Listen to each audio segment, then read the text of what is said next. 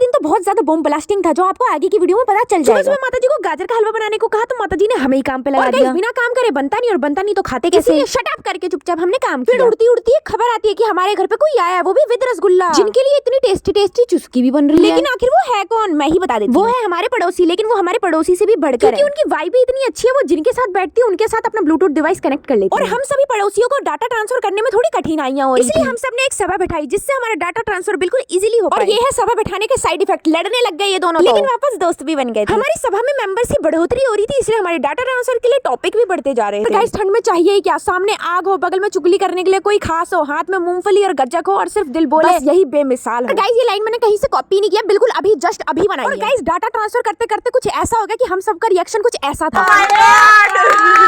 Guys हमारी आग बुझ रही थी तो अंकल ने उसमें पेट्रोल डाला, एकदम से आग भड़क गई, और मम्मी को कुछ हो ना जाए तो पापा का रिएक्शन कुछ ऐसा था। भैया वहां से कह रहे अभी तो मेरी जान यही है।